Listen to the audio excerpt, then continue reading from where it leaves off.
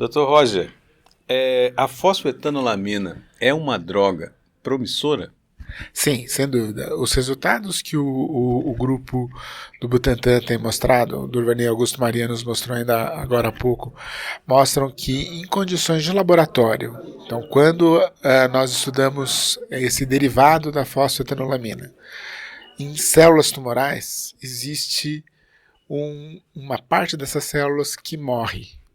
Por que ela morre? Provavelmente porque o derivado da fosfetanolamina acaba perturbando as membranas biológicas. A fosfetanolamina acaba participando da biossíntese de lipídios que decoram, estão presentes na membrana plasmática e estão presentes nas organelas, que são os compartimentos de dentro da célula. E os resultados que têm sido mostrados apontam para uma perturbação da fluidez da membrana, talvez, da forma como há transporte de moléculas de dentro para fora dessas organelas.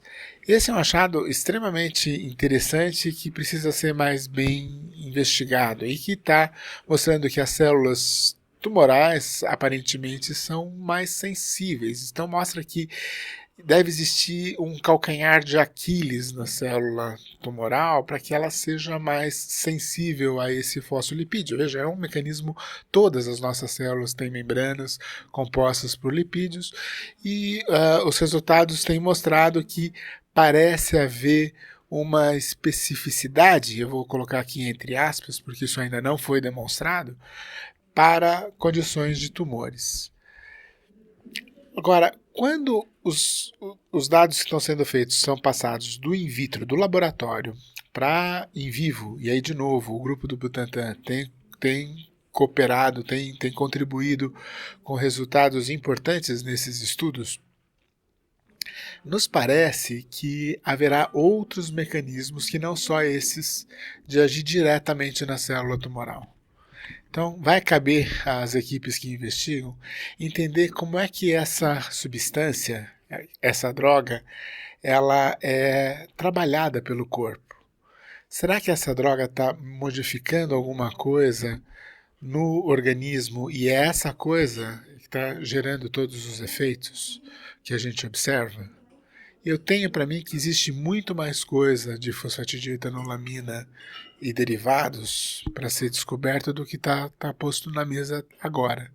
E para isso, há muito mais mecanismos, há mais atividades que provavelmente vão se mostrar úteis no organismo vivo, não na célula em cultura, no organismo vivo. Os pacientes vão tomar a fosfetanolamina. É muito diferente comparar um experimento que é feito com um rato ou um camundongo, onde você injeta uma substância na veia e aí compara com alguma coisa que vai ser administrada por via oral para pacientes. Então, existem barreiras no organismo que precisam ser ultrapassadas. Em cada uma dessas barreiras do organismo vivo, as substâncias vão sendo modificadas e é essa modificação que vão estar sendo geradas, as respostas às modificações é que provavelmente vão estar levando aos efeitos que alguns indivíduos relataram. Fala em efeitos adversos ou outras aplicações em outros tratamentos? Eu não estou falando de efeitos adversos, eu estou falando do efeito medicamentoso, se é que a gente pode dizer isso, da droga.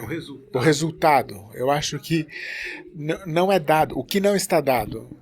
No laboratório, eu mato uma célula com uma substância, aí eu dou essa mesma substância para o animal que tem um tumor que foi derivado dessa célula que eu fiz no laboratório. Né? Não é dado que o mesmo mecanismo que mate a célula na placa de Dish, na placa de Petri, in vitro, seja o mecanismo que vai estar atuando in vivo. Existe muita coisa aí que a gente precisa estudar. E pelos resultados que eles estão mostrando, assim, os resultados em humanos, eu não os vi porque eles não foram relatados de uma forma aberta. Mas na forma tradicional. mesmo na forma, assim, nós temos relatos de casos de pessoas que tomaram medicamento e que dizem que estão se sentindo bem. Então a gente tem um efeito positivo. Quantas pessoas, tomaram medicamento e não houve efeito? Nós não sabemos.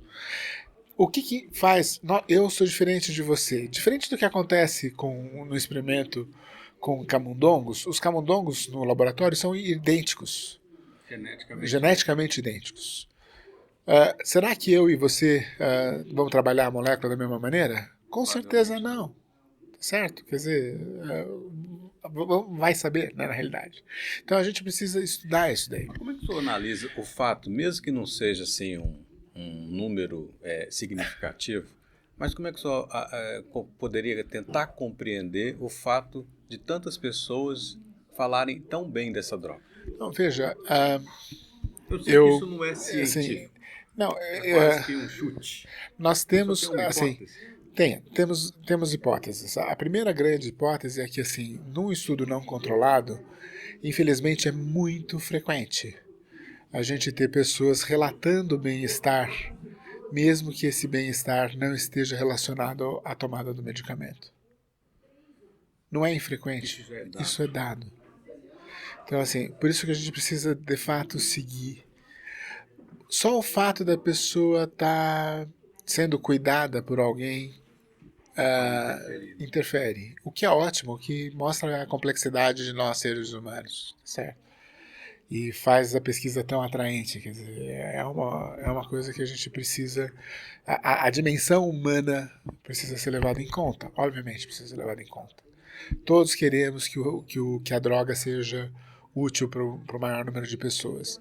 Mas para isso a gente precisa saber ter de fato o controle do tratamento. E veja, eu não tive acesso a essas informações e muitos dos meus colegas também não tiveram acesso a essas informações. Os primeiros estudos clínicos vão estar sendo feitos agora, a partir de agora. Eu comentei com o senhor aqui sobre a dose. Sim. Eu queria comentar... O que o senhor tem a dizer sobre a dose? Então, o que foi observado em estudos in vitro, de novo, é que é necessária uma dose muito alta para acertar esse calcanhar de Aquiles. De uma maneira geral, o que a gente imagina é que se esses compostos nessa concentração estão tendo algum efeito no ser vivo, provavelmente o que deve estar havendo é uma amplificação do sinal. Então deve ter algum elemento do ser vivo que vai melhorar muito o tratamento e que não está dado no in vitro. Entende? Então existe uma coisa que no in vitro funciona, mas funciona em altas concentrações. Como é que você faz a distribuição disso no animal e observa resultados tão interessantes quanto? É provável que essa substância esteja agindo em elementos do organismo, por exemplo, elementos do sistema imune, por exemplo, vasos, por exemplo, muitas coisas precisam ser investigadas, que vão modificar essa substância e em resposta a essa substância vão deflagrar agora uma resposta que talvez consiga controlar o tumor. Isso precisa ser investigado. Entendi. Para concluir, eu queria saber do senhor o seguinte: o senhor falou de um possível mecanismo de ação, que seria por meio da fluidez da célula. Isso, e tal. exato. Já existe um modelo que o senhor poderia nos relatar assim, com mais detalhes científicos, biológicos, para os profissionais poderem avaliar esse processo?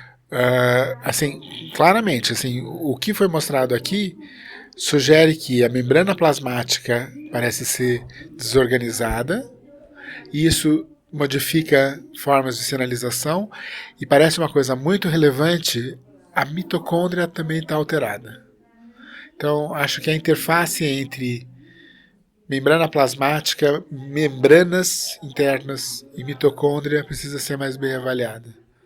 E aí por aí deve passar o mecanismo de ação na célula tumoral.